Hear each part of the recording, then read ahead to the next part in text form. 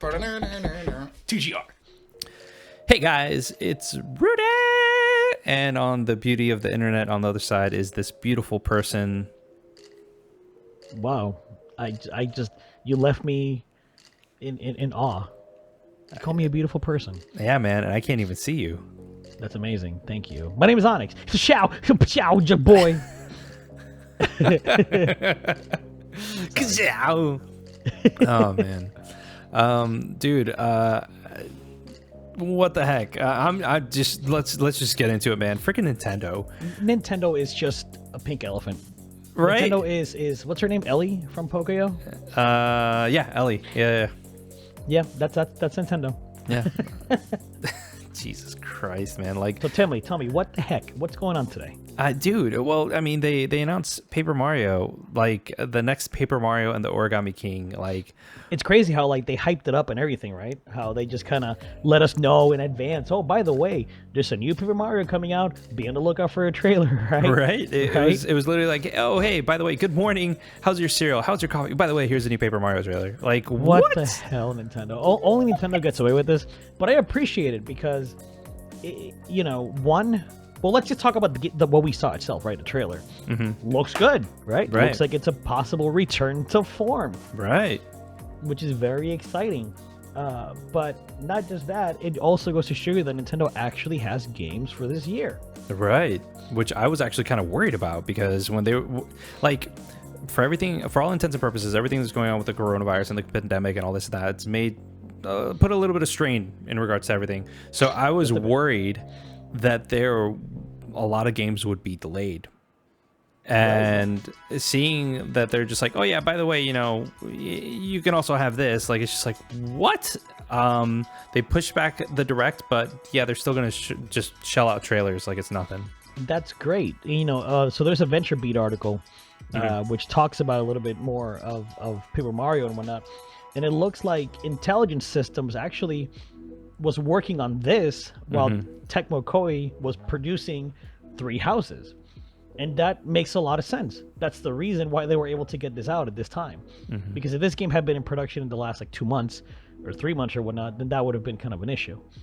So that's a good thing. This also gives a lot more credence to those rumors about the 35th anniversary celebration of Mario, which that rumor talked about the 3D remasters plus a new Paper Mario. And here we are with a new Paper Mario.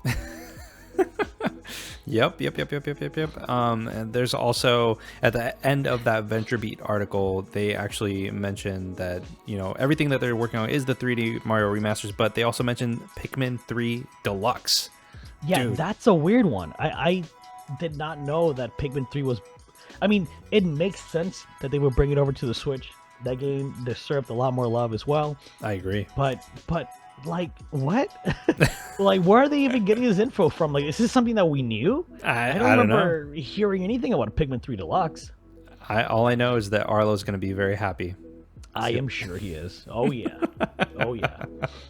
Oh, man. But no, that's awesome. I'm excited to see what else is going to happen. And I like the fact that a lot of these older titles that were from that Wii U era are being pushed onto new hardware and new technology. I just, it's a nice little segue to our next topic, which new technology. New technology. As many of you know, Geoff Keighley, I don't even know anymore. Geoff, he has the Summer Game Fest that's going on. And on the second day, which was yesterday, right? Yesterday. Yeah. I'm like losing track during this quarantine of Seriously. Like all the days.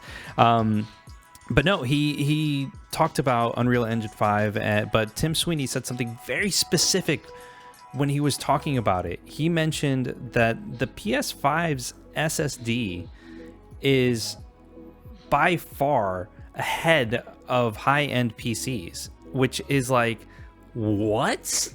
Like, listen, guys, if you're even, remotely into gaming, that PCs they're seen as beasts. The PC master race isn't a pun for any reason. Like, it's literally PCs. They're beasts when it comes to processing stuff. So for him to say something like that carries a ton of weight, man. Absolutely. Like, I mean, I don't know. Like, I'm flabbergasted. You know, we know that the custom solid slate drive that Sony revealed, you know, it tries to target at least 5 gigabytes per second in terms of bandwidth. And to give you an idea, in contrast, the PS4's hard drive, which is not an SSD, it's a hard drive disk, is around 100 or 50 to 100 megabytes per second. So you're talking about 5 times worth of speed. That I don't know, like 5 times, isn't it more than that? You said 100, right? 100 megabytes. Yeah, did it? And it's 5 gigs. Oh my God, you're right. Jesus Christ. Yeah, that's bigger than 5 times. Yeah, that's 500. I think that's 50 times, if I'm doing my math right. Is it 50? We're talking about I don't know. 5 gigs is what? 5,000 megabytes, right? Yeah, I think so. I don't know, man. I'm So literally. I think that's 50 times, dude, the speed. If it's at 100 megabytes a second. Yeah, you're right. Because it's dude. 5,000 megabytes per. Yeah, you're right. You're right. Yeah. But no, dude, like it's freaking insane, man. Like that is insane. I'm and what blown makes away. me excited, like every generation, we do hear something like this. When the PS3 was coming out, that cell processor was probably the strongest thing in the market for a while, just because of how powerful it was. When the PS4 and Xbox 360 came out, it was or Xbox One, sorry, it was a little bit different. I think they were competing with high-end PCs, but I don't think they had anything built into them that was like, oh yeah, this is better than what you can get on a PC right now. I don't think so. So last gen was a little bit weird, but this gen coming up, however, hearing that the SSD is that good, that it's gonna push hardware, or rather the software developers, it's gonna make developing games easier because you have access to all this data so much faster. And this isn't the first time we hear it, right? We've heard other developers talk about how like monumental this SSD is to game development. That excites me. You know, that this gen is going to be really awesome, and I don't think it's going to be due to simple graphical fidelity. That's going to be a good thing for sure, but I think immersion is going to be a big factor going in. Less loading, less unnecessary scripted scenes, though. We'll talk about that later with the Unreal Engine 5. But it's just, I don't know. It's very exciting, I think. Yeah. I mean, guys, for those of you that aren't into PC gaming, I have a decent computer rig. Onix and I, we both have a decent computer rig in regards to specs and whatnot, but like my SSD is directly plugged into the motherboard. It's an M.2 NVMe. It's 3.0 PCIe. It's not 4.0, but you know, the read and write speeds are at around 1800 megabytes per second. Right. And I mean, if you've seen any of the games that, you know, we've streamed from my computer or Onyx's computer, that's pretty fast. I mean, the loading times is pretty fast. So to see something that's, you know, gigabytes worth of speed is impressive, man. I'm very, very intrigued to see that, you know, in my living room and actually experiencing it firsthand, man. Yeah, after getting the NVMe, it made a really big difference. Like loading games like Overwatch, for example, on the PS4 would take, you know, a few minutes to actually get in the menu and play. I mean, I click that icon on the PC and I'm talking seconds. Yeah. You know, it is ridiculous. So I can only imagine how that's going to be with the PS5 and you know, all that extra hardware on there. It's very exciting. It's going to be a seamless experience, and like I feel like that's what next gen is really, really all about, man. Like having that really fast transfer rate in regards to data. Like if you have the data already there, it's you know, the last thing that you want to do is be bottlenecked. And I feel like that was an issue. Yeah. I think even with the PS4 Pro, the GPU was way more powerful for sure. Well, not way more powerful, but it was definitely more powerful. Yeah. But the CPU, that Jaguar CPU, was just holding it back a lot. Yeah, man. No, you're 100% right. And it's like once it's all said and done, like you're still running everything on a hard drive disk. Like it's spinning plates. I'm saying that's old stuff. Like this is gonna be a big difference for sure. Yeah, man. I'm excited. But you know, that wasn't the only thing that they showed off. It is not. They also showed off the Unreal Engine 5, which, holy crap, man. Like, Yeah. dude, that thing is beautiful. And I rewatched it. You know, I streamed it and I reacted to it live and whatnot. But when I went back and I actually like really, really took in what was there, I was just, I'm like flabbergasted, man. Like the amount of work that this will save developers and studios is insane. Like, I think that this will speed up development cycles. That being said, the video game developers, for lack of a better term, they're artists. They are creators, and it's the publishers that are more of like the business people. They're all like, I want to go ahead and make as much money as possible doing this. When somebody goes ahead and says, I'm going to go ahead and create a game, and I want to put forth all of my effort into making this as beautiful as possible, given the limitations that I have on this piece of hardware, using this piece of software, then, you know, they're going to keep on polishing it until, you know, it's perfect. And that's just kind of like the creator's curse. You kind of, instead of pushing it out and getting it out into the public, you just want to keep on working on it until every single detail is perfect. Indeed. So I feel like this engine and what they're showcasing and what they're saying is possible will help kind of speed up that process, if that makes sense. No, definitely. And all the pros aside, right? I do want to mention two things that I kind of thought about. And I know it's a tech demo. It's obviously very early with the engine, so we haven't seen any maximization at all. Oh yeah. But character model still, I mean, that the environment looked incredible. Right. But the character model didn't really look next gen to me. No. I mean, like, I don't think it's gonna be like Pixar levels, you know. I mean, modern Pixar, because we already surpassed like OG Toy Story, maybe Bugs Life levels of detail. We surpassed that, like, I think 2 gens ago, I feel like. 2 gens? I don't know about all that. Yeah, man. What, PS2? No, PS3. I'm sorry. Like, I'm already thinking that we're like on PS5 already. Yeah, no. Yeah, I'm talking PS3. I'm just like, yeah, because I mean, Lightning looked really good, in my opinion, in regards. Yeah, but I think with PS4, like with Unreal Engine 4, I think that's when we got to that mythical Pixar level, like Kingdom Hearts 3, for example. Yeah, those models, they may not have had as many pure raw polygons as like the Pixar stuff, but they look really damn close. So. But what was I gonna say? You're saying that the characters they weren't there. Right, the character model didn't look exactly next gen. Like if I put Cloud from 7 Remake next to that character, I think it would look just as good. Yeah. But the environments looked incredible. And speaking of Cloud, that made me think, I guess 7 Remake Part 2 will probably be on Unreal Engine 5. That's true. It's very exciting. Oh yeah, and like it just. I wonder if there are developers that are working on Unreal Engine 4, I wonder how seamless it will be to transfer to Unreal Engine 5, and what are the benefits to even doing that? I'm hoping pretty seamlessly, because I remember from 3 to 4, it was a relatively easy jump. I don't remember any developers complaining about it being difficult to go from 3 to 4. Because remember, we used 3 for a while.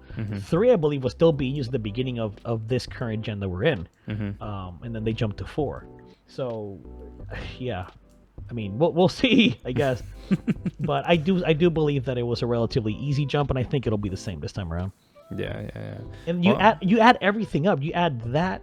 You add the SSD and the PS5, and of course the beast of a GPU that's going to be in the Xbox Series X. Like, all this is just showing you the next gen is going to be a gen of immersion. That's what I am seeing. I don't believe we're going to see the jumps from graphical fidelity are not going to be the same as it was before. Right. We already know that there's diminishing returns. We already know this. But I think going forward, we're going to see more details, and I cannot wait to see hyper stylized games. That's going to be my jam next gen, man. Like, imagine games like Rage 2 with all those crazy colors and all those crazy effects, like just running on Unreal Engine 5. Right. Final Fantasy 7 Part 2, like, that's gonna look insane on Unreal Engine 5. I can't wait, man. Yeah, I agree with you, man. Like, that was one of the things that I mentioned, like, midstream. I was like, this is great, hyperrealism is there, but I would love to see the opposite spectrum, that surrealism, where, you know, you kind of have the artistic view on a game. Absolutely. And just kind of like just run with it, man. Like, be as creative as you want to be and just have fun with it. So I'm excited, man. It seems like Unreal Engine 5 is just gonna be unreal. Like, I don't know how else to say it. Like, I just think it's gonna be a really cool experience that and Epic Games is just, you know, throwing down, man. They're not messing around in regards to everything. They really are. Now, of course, I do also want to mention that in Tim Sweeney's talk, he did mention that he has some sort of partnership with Sony, which is fine. That's the reason why they showed it on PS5 and stuff. So there might be a little bit of bias there, but regardless of that, you got to look at what other developers have said about the PS5 and about that SSD. And that, I think that means a lot going forward. Right, sure. right. Yeah, man. I mean, there's always going to be transactions happening behind closed doors, so to speak, in regards to that. So I don't know, but at least, you know, Fortnite's going to be on a launch title for both Xbox Series X and PS5. Oh yeah, man. Oh yeah. Oh man, but no, we'll see. I think it's really cool what they're doing, and like, what was it? They were saying that it'll pretty much let developers, like, they were saying that the business model for its game engine and everything like that has kind of shifted a little bit from like a full royalty model, which essentially it gives out the access to Unreal Engine for free, but it claims 5% of all royalties from sales generated by games that were made in Unreal Engine, I think 3 and 4, but they're saying that now it'll let developers keep all royalties for the first $1 million in generated sales, which would help out a lot of indie developers that are just trying to, you know, make money and start their studios and things like that. Make a good game. Yeah, that's awesome. Yeah, man. So after that, you know, that's when, you know, that 5% of any sales will kind of kick in the royalty fees and whatnot. So the company also waives all royalty fees for sales generated through its Steam competitor, which is the Epic Games Store. So if you load the Epic Games Store, like, there you go. So that's Epic Games Store is a whole other facet, obviously, but it really is. Yeah. I love how they're like trying to kind of like create an ecosystem, so to speak, where it incentivizes the developer to go over to Epic Games Store. So I don't know. C'est la vie. It is what it is. But it is. But yeah. Anything else you wanted to add in regards to Unreal Engine 5? No. I'm looking forward to next gen, man. Next gen and this year are going to be interesting. That's for sure. Oh hell yeah, man! Like I'm eagerly awaiting more information in regards to PS5 and the reveal of the actual console. Right. That needs to happen soon. Like, Microsoft has been like, here, look at our stuff, check it out, blah blah blah. Since December, dude. It's been man, in the wild for 5 months. Right, and like Sony's just kind of like, yeah, and it seems like they're playing chicken in regards to the pricing reveal. So yeah, I have no idea. We'll see that definitely much closer to the actual release. So. Yeah, hopefully we see something in the next coming months, and that'll give me time to save money. Both of us. Both of us to save money so that we can buy these freaking consoles. Indeed. But anyways, dude, guys, thank you so much for listening, and you know, obviously, like, comment, subscribe, and all that other stuff. And if you are listening to this on your platform of choice for podcasting or whatever, then obviously leave a review or whatnot and subscribe to stay up to date and whatnot. But absolutely. And thank you for listening. We appreciate your time. Yeah, man. And obviously, if you want to support us directly, Patreon and YouTube memberships is the way to go. And yeah, we'll see you on the next one. Indeed. Later, guys. Ciao. Hope you enjoyed the video. If you want to see more and stay up to date, subscribe, hit the little bell, and join our Discord. If you want to support the channel, please check out our Patreon or hit the join button below. As always, thanks for your support and thanks for watching.